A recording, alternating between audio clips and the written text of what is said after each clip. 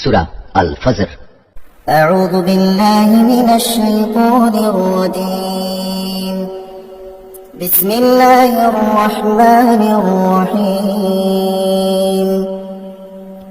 والفجر ভোরের শপথ, وليال عشر শপথ 10টি বিশেষ রাতের, والشفع والوتر শপথ জোর সৃষ্টির ও বেজোড় স্রষ্টার, والليل إذا يسر শপথ রাতের যখন তা সহজে বিদায় নিতে থাকে। هل في ذلك قسم لذي حجر এর মধ্যে কি বিবেকবান লোকদের জন্য শপথ রাখা হয়েছে? ألم تر كيف فعل ربك بعاد তুমি কি দেখোনি তোমার মালিক আদ জাতির লোকদের সাথে কেমন ব্যবহার করেছেন?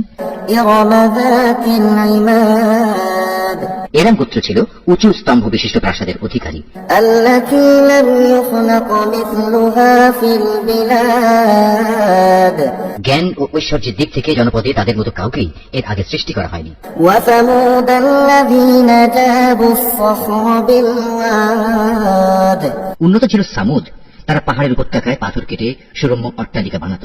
وفرعون ذي الأوتاد অত্যাচারী ফেরাউন যে কিলক দেখে শাস্তি প্রদানকারী জালেম ছিল, الذين طغوا في البلاد এরা দেশে দেশে আল্লাহর সাথে বিদ্রোহ করেছে, فأكثروا فيها الفساد এরা তাতে বেশি মাত্রা বিপর্যয় ও অশান্তি সৃষ্টি করেছে।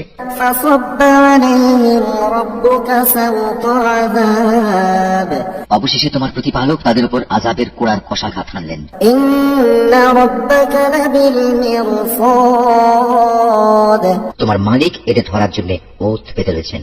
فأما الإنسان إذا ما ابتلاه ربه فأكرمه ونعمه فيقول ربي أكرمن মানুষরা এমন যে যখন তার মালিক তাকে নিয়ামত, অর্থ সম্পদ ও সম্মান দিয়ে পরীক্ষা করেন, তখন সে বলে, হ্যাঁ, আমার মালিক আমাকে সম্মানিত করেছেন। وأما إذا ما ابتلاه فقدر عليه رزقه فيقول ربي أهانن আবার যখন তিনি ভিন্নভাবে তাকে পরীক্ষা করেন এবং এক পর্যায়ে তার রিজিক সংকুচিত করে দেন, তখন সে নাখোশ হয়ে বলে, আমার মালিক আমাকে অপমান করেছেন। كلا بل لا تكرمون اليتيم কখনো নয়, সত্যি কথা হচ্ছে তোমরা এতিমদের সম্মান করো না। ولا تحاضون على طعام المسكين মিসকিনদের খাওয়ানোর জন্য তোমরা একে অপরকে উৎসাহ দাও না। وتأكلون التراث أكلا لما وتحبون المال حبا جما তোমরা মৃত ব্যক্তির রেখে যাওয়া ধন সম্পদ নিজেরাই সব কুক্ষিগত করো। বৈষয়িক ধন সম্পদ তোমরা গভীরভাবে ভালোবাসো। كلا إذا دكت الأرض دكا دكا তেমনটি কখনো উচিত নয়। স্মরণ করো যেদিন এই সাজানো পৃথিবীটাকে চূর্ণ বিচূর্ণ করে দেওয়া হবে। وجاء ربك والملك صفا صفا সেদিন তোমার মালিক স্বয়ং আবির্ভূত হবেন আর ফেরেশতারা সব সারিবদ্ধভাবে দাঁড়িয়ে থাকবে। وجيء يومئذ بجهنم يومئذ يتذكر الإنسان وأنى له الذكرى সেদিন জাহান্নামকে সামনে নিয়ে আসা হবে, যেদিন প্রতিটি মানুষই তার পরিণাম বুঝতে পারবে, কিন্তু তখন এ বোধোদয় তার কি কাজে লাগবে? يقول يا ليتني قدمت لحياتي فيومئذ لا يعذب عذابه أحد সেদিন এ হতভাগ্য ব্যক্তিরা বলবে, কত ভালো হতো যদি আজকের এই জীবনের জন্য কিছুটা ভালো কাজ আগে ভাগে পাঠিয়ে দিতাম। সেদিন আল্লাহ তাআলা এই বিদ্রোহীদের এমন শাস্তি দেবেন যা অন্য কেউ দিতে পারবে না, ولا يوثق وثاقه أحد এবং তার বাঁধনের মতো বাঁধনেও কেউ পাপীদের বাঁধতে পারবে না। يا أيتها النفس المطمئنة নেককার বান্দাদের বলা হবে, হে প্রশান্ত আত্মা, ارجعي إلى ربك راضية مرضية তুমি তোমার মালিকের কাছে ফিরে যাও সন্তুষ্ট চিত্তে ও তার প্রিয় ভাজন হয়ে। فادخلي في عبادي وادخلي جنتي অতঃপর তুমি আমার প্রিয় বান্দাদের দলে শামিল হয়ে যাও আর আমার অনন্ত জান্নাতে প্রবেশ করো। والفجر وليال عشر والشفع والوتر والليل إذا يسر هل في ذلك قسم لذي حجر ألم تر كيف فعل ربك بعاد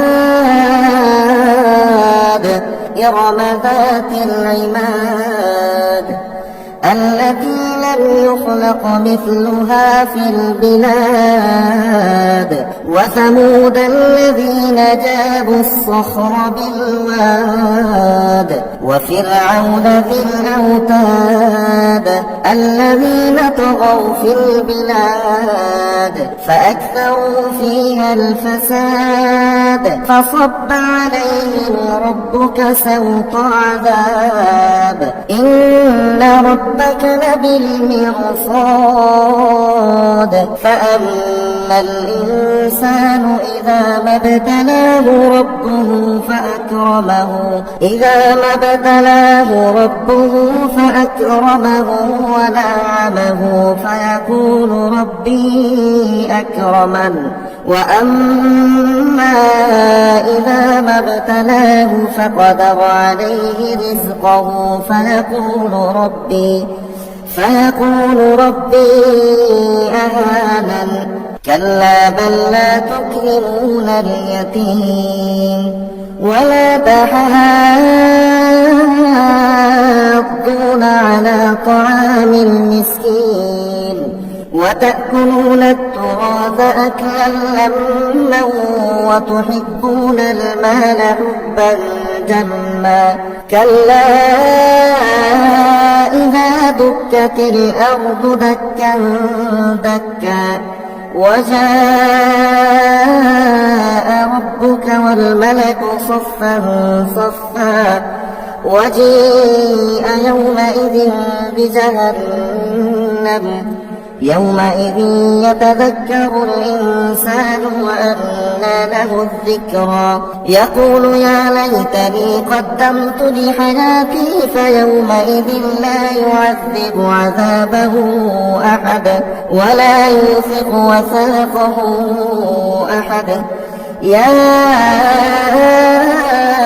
أيتها النفس المطمئنة ارجعي إلى ربك راضية مرضية فادخلي في عبادي وادخلي جنتي